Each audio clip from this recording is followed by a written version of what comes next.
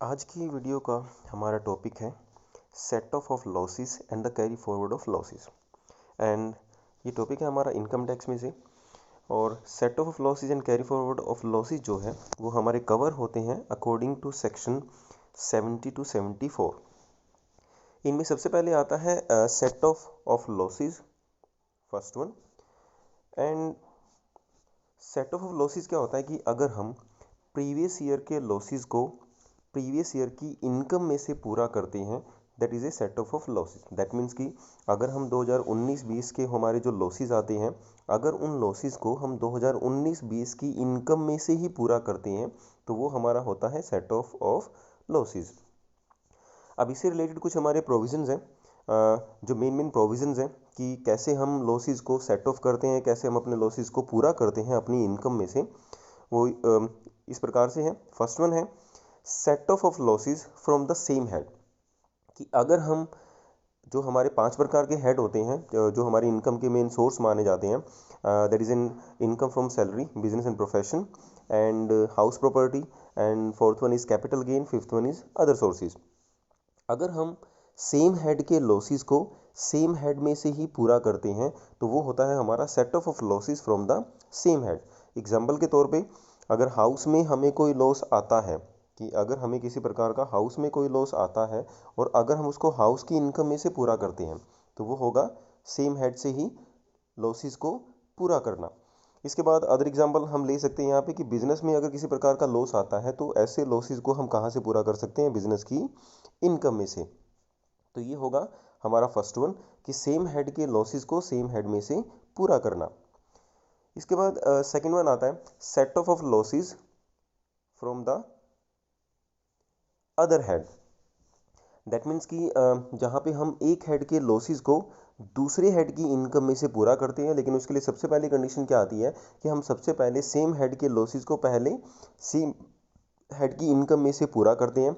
अगर वो losses same head की इनकम में से पूरा नहीं होते हैं तो हम उनको पूरा करने के लिए दूसरे हेड्स की इनकम का यूज़ कर सकते हैं। एग्जाम्पल के तौर पे अगर हमारे पास कोई हाउस का लॉस है और अगर वो हाउस की इनकम में से पूरा नहीं होता है तो उसके लिए हम दूसरे हेड की इनकम जो है that is a business income, उसका यूज़ कर सकते हैं।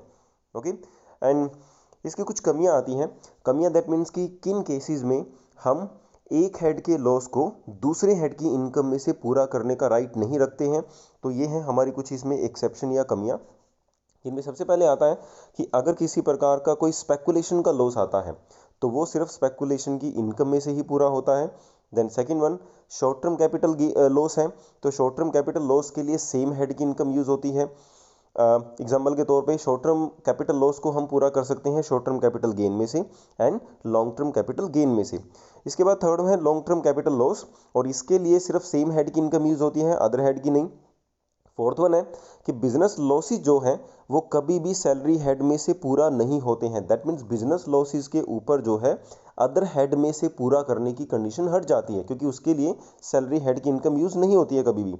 फिफ्थ वन है जो स्पेसिफाइड बिजनेस होते हैं उन स्पेसिफाइड बिजनेस लॉसेस को हम सिर्फ स्पेसिफाइड बिजनेस की इनकम में से ही पूरा कर सकते हैं, अदर हेड की इनकम इनके लिए यूज़ नहीं होती कभी भी।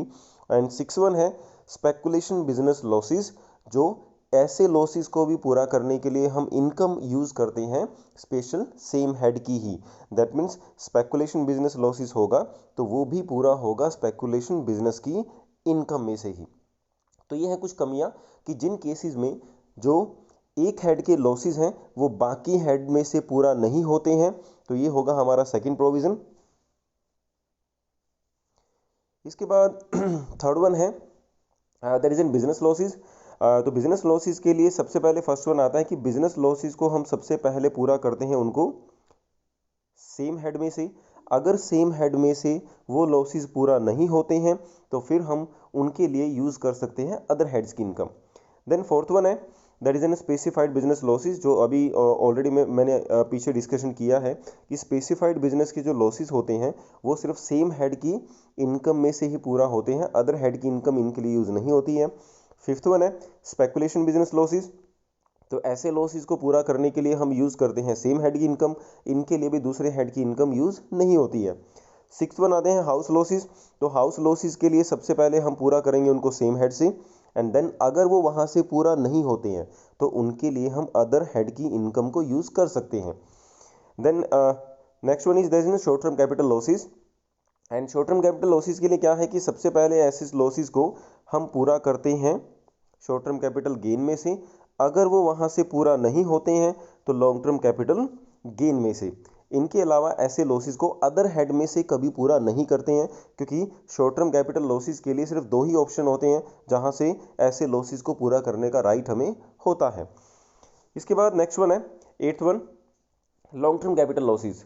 तो लॉन्ग टर्म कैपिटल लॉसेस के लिए सिर्फ एक ही हेड है जो सेम हेड है जहां से ये ऐसे लॉसेस को हम पूरा कर सकते हैं, एंड इसीलिए लॉन्ग टर्म कैपिटल लॉसेस को हमें पूरा करने का राइट होता है सिर्फ लॉन्ग टर्म कैपिटल गेन में से या फिर सेम हेड से।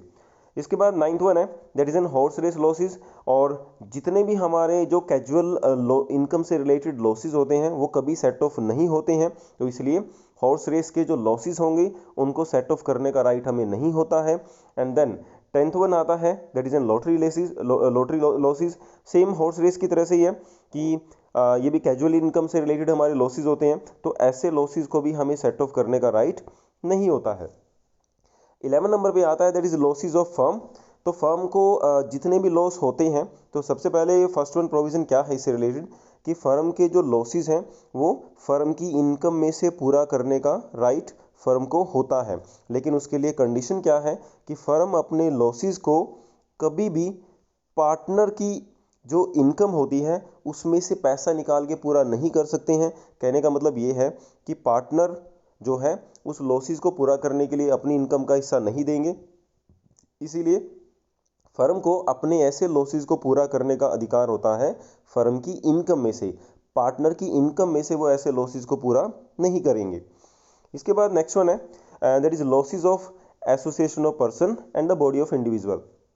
सेम वही है फर्म की तरह से, अगर एओपी या बीओआई को किसी प्रकार के कोई लॉसेस होते हैं तो वो अपने लॉसेस को सबसे पहले पूरा करेंगे अपने एओपी एंड बीओआई की इनकम में से।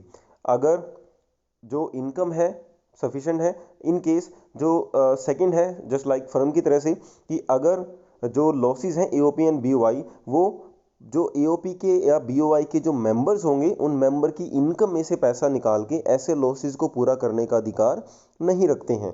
दैट मीन्स एओपी या बीओआई को भी अपने लॉसेस को पूरा करने का अधिकार होता है सिर्फ अपनी खुद की इनकम में से, वो भी अपने मेंबर से इनकम मंगवा के ऐसे लॉसेस को पूरा नहीं कर सकते। तो ये हमारे सेट ऑफ लॉसेस से रिलेटेड सारे प्रोविजन। देन इसी में जो सेकंड हमारा आता है that is N carry forward of losses.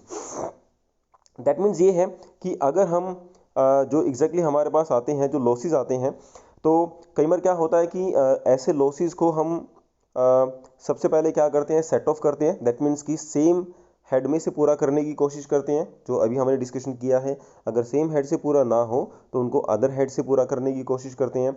कई बार क्या होता है कि जो लॉसेस हमारे होते हैं वो सेम हेड से भी पूरा नहीं होते हैं, अदर हेड से भी पूरा नहीं होते हैं, तो फिर उनको क्या करते हैं ऐसे लॉसेस को हम करते हैं कैरी फॉरवर्ड, मतलब कि उनको आगे आने वाले ईयर्स में हम ट्रांसफ़र कर देते हैं, और आगे आने वाले ईयर्स में जैसे जैसे हमें प्रॉफिट या इनकम होती जाएगी ऐसे ऐसे हम इन लॉसेस को पूरा करने का अधिकार रखते हैं। मतलब कि कैरी फॉरवर्ड ऑफ लॉसेस का मतलब क्या होता है कि जो हानियां हम सेट ऑफ नहीं कर पाए हैं या जो हानियां सेट ऑफ नहीं हो पाई हैं ऐसी हानियों को आगे आने वाले ईयर्स में ट्रांसफ़र कर देना। तो कैरी फॉरवर्ड ऑफ लॉसेस में क्या है बेसिकली, इसमें हमें ये बताना है कि कितने ईयर्स तक हम ऐसे लॉसेस को ट्रांसफ़र कर सकते हैं। तो इनमें सबसे पहला जो प्रोविज़न आता है that is in business losses. तो बिजनेस लॉसेस को हमें आगे आने वाले 8 ईयर्स तक ट्रांसफ़र करने का अधिकार है। तो ऑल ओवर कहने का मतलब ये है कि अगर हमें बिजनेस में कोई हानियाँ होती हैं तो ऐसी हानियों को हम आगे आने वाले 8 सालों तक लेके जा सकते हैं, और ऐसी हानियों को हम आगे आने वाले 8 साल के प्रॉफिट में से या इनकम में से पूरा कर सकते हैं।